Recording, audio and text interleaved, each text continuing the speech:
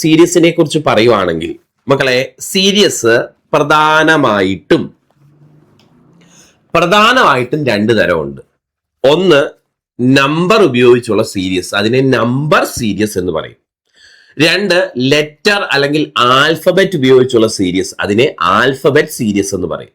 അപ്പൊ സീരീസുകൾ പ്രധാനമായും PSC പരീക്ഷകൾക്ക് വരുന്ന രണ്ട് തരമാണ്.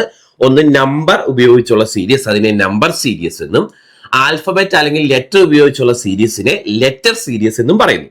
ഓക്കെ, ഇനി അതല്ലാതെ ആൽഫ ന്യൂമറിക് സീരീസ് വരാറുണ്ട് റെയർ ആയിട്ട്. എന്ന് വെച്ചാൽ ആൽഫബറ്റും നമ്പറും കൂടെ ഒരുമിച്ചുള്ള ചോദ്യങ്ങൾ, അതിനെയാണ് ആൽഫ ന്യൂമറിക് സീരീസ് എന്ന് പറയുന്നത്. പിന്നെ ഇടയ്ക്ക് ലെറ്റർ കണ്ടിന്യൂസ് പാറ്റേൺ സീരീസ് എന്ന് പറയുന്ന ഒരു മോഡൽ ചോദ്യങ്ങൾ വരുന്നുണ്ട്.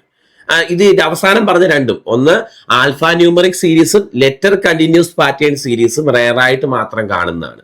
അപ്പം ചുരുക്കത്തിൽ പറഞ്ഞാൽ രണ്ട് പ്രധാന ടൈപ്പുകളും രണ്ട് അത്ര പ്രാധാന്യം കുറഞ്ഞ ടൈപ്പുകളുമാണുള്ളത്. ഓക്കെ ആണല്ലോ? അപ്പൊ നിങ്ങൾക്കൊന്ന് മനസ്സിലാവാൻ ഞാൻ ഇതിനൊക്കെ കുറച്ച് എക്സാമ്പിൾസ് ചെയ്ത് കാണിക്കാം ആദ്യം. എന്നിട്ട് നമുക്ക് ഇതിന്റെ കുറെ പ്രീവിയസ് ക്വസ്റ്റ്യൻസ് വർക്ക്ഔട്ട് ചെയ്യാം. അതാണ് ഞാൻ ഈ ചാപ്റ്ററിലൂടെ ഉദ്ദേശിക്കുന്നത്.